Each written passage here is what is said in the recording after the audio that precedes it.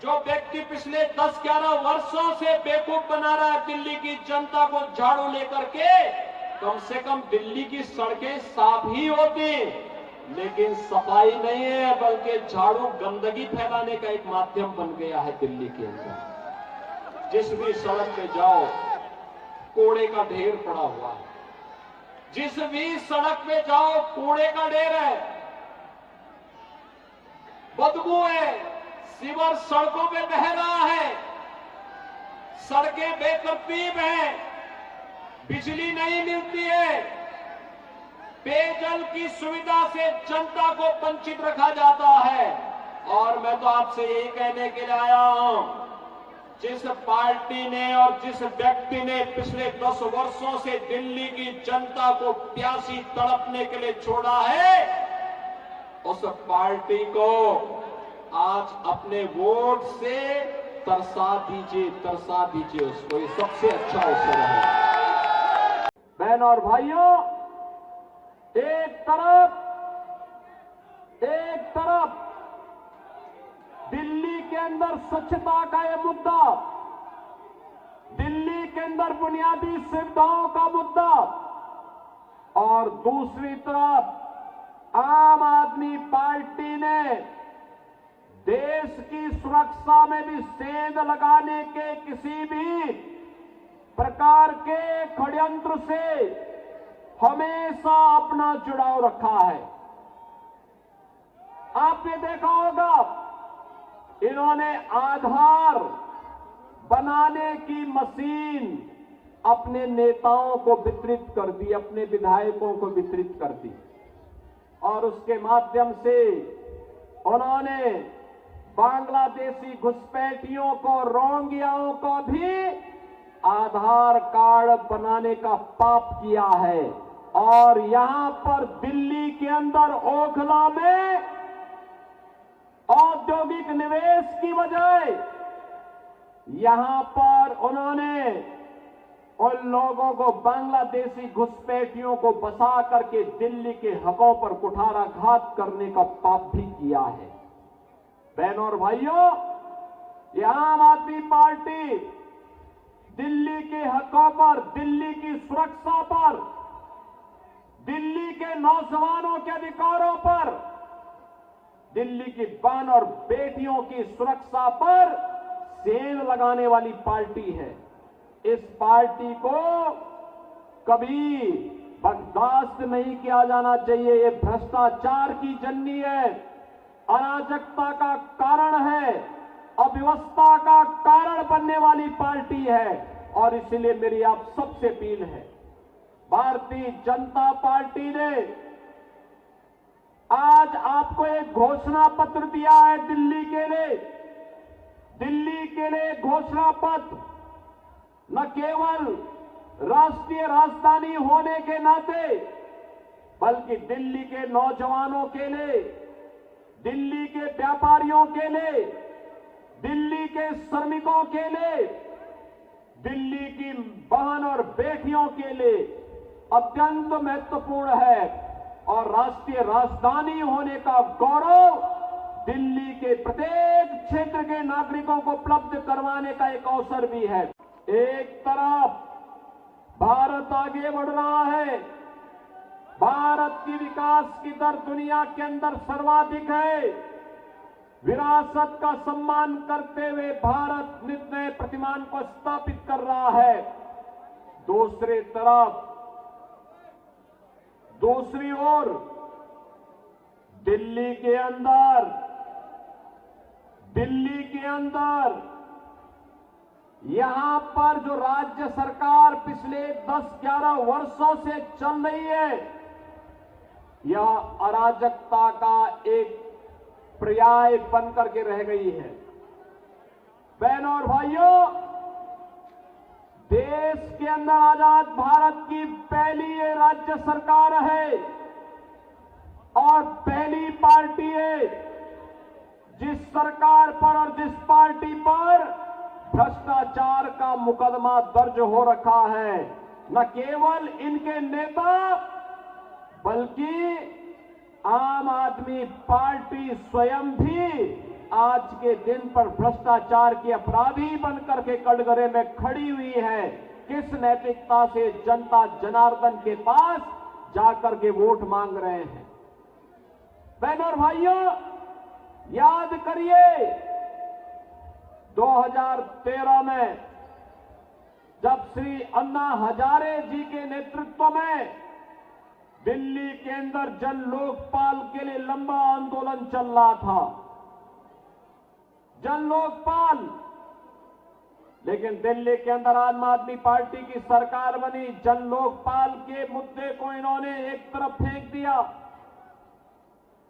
Citizen charter की बात कही थी, जिसमें जनता के प्रति जवाबदेही की ये लोग बात करते थे, लेकिन जनता के प्रति इनकी जवाबदेही क्या है।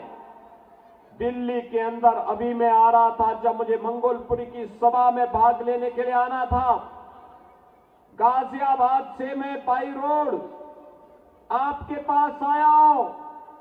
सड़कें कितनी खराब है, अंदाजा लगाना स्वयं कठिन है। आप स्वयं इसका अंदाजा लगा सकते हैं, क्योंकि रोज भुक्तभोगी होते हैं, रोज गिरते हैं, रोज ठोकरें खाते हैं। अंदाजा लगा सकते हैं क्या ये दिल्ली के अंदर की सड़कें होनी चाहिए थी क्या? सीवर सड़कों पे बह रहा है। पेयजल के लिए आपको टैंकर का सहारा लेना पड़ता है, और टैंकर भी प्रतिदिन नहीं आता है। कहीं सप्ताह में एक दिन आता है, कहीं 2 दिन आता है। 2025 का जनवरी माह भव्य और दिव्य महाकुंभ के लिए, और 2024 का जनवरी माह एक भव्य और नव्य अयोध्या के लिए जानी जाती है। याद करिए, अयोध्या में 500 वर्षों तक इंतजार करना पड़ा, लेकिन जब उत्तर प्रदेश में डबल इंजन की भाजपा की सरकार आई, तो अयोध्या में 500 वर्षों का बैरियर समाप्त हुआ। भगवान श्री राम के भव्य मंदिर का मार्ग प्रशस्त हुआ, और अंततः 22 जनवरी 2024 को प्रधानमंत्री मोदी जी के नेतृत्व में उनके कर कमलों से अयोध्या में रामलला की मूर्ति की प्राण प्रतिष्ठा का कार्यक्रम संपन्न हुआ। बहनों और भाइयों, ये नया भारत है। नया भारत पूरी मजबूती के साथ, बिना रुके, बिना टिके, बिना थके अपनी विकास की यात्रा को अभी आगे बढ़ा रहा है। विरासत को भी सम्मान दे रहा है, देश की सीमाओं को भी सुरक्षित कर रहा है, आंतरिक सुरक्षा की स्थिति को सुदृढ़ कर रहा है। बिना भेदभाव के योजनाओं का लाभ गांव, गरीब, किसान, नौजवान, महिलाएं, समाज के प्रत्येक तबके को दे रहा है। ये नए भारत पर हम सब भारतवासियों को गौरव की अनुभूति होती है कि हमारा देश भी दुनिया में विकसित भारत बनने की ओर अग्रसर हो रहा है। बहनों और भाइयों, कहने के लिए आप दिल्ली के अंदर रह रहे हैं, लेकिन बुनियादी सुविधाओं से आम आदमी पार्टी ने आपको वंचित करके रखा हुआ है। आम आदमी पार्टी की सरकार ने आपको वंचित करके रखा हुआ है। न बिजली सही मिलती है, न शुद्ध पेयजल की व्यवस्था है, न सीवर की व्यवस्था है, न अच्छे स्वास्थ्य केंद्र की व्यवस्था है, न अच्छे शिक्षा के केंद्रों की व्यवस्था है, और नहीं कोई रोजगार की सही व्यवस्था ही आम आदमी पार्टी दे पाई है। इसने तो बंदर बांट करके रखा हुआ है। हर एक कार्य में डकैती पड़ती है। मैं एक उदाहरण आपको देना चाहता हूं। इसने यहां के नागरिकों के हकों पर डकैती डाली है। एक होता है श्रमिक कल्याण बोर्ड, और श्रमिक कल्याण बोर्ड के माध्यम से श्रमिकों को के द्वारा जो सेस दिया जाता है, उस बीओसी बोर्ड के माध्यम से उस पैसे को श्रमिकों के वेलफेयर के लिए खर्च किया जाता है। आम आदमी पार्टी ने यहां के व्यापारियों को, यहां के नागरिकों का तो शोषण किया ही, उन गरीब श्रमिकों का भी शोषण किया है। और मैं श्री अरविंद केजरीवाल जी से कहना चाहूंगा कि पिछली बार जब मैं आया था तब मैंने कहा था कि केजरीवाल जी, अरविंद केजरीवाल जी, मेरी बातों को अगर आप सुन रहे होंगे थोड़ा गंभीरता से सोचिए।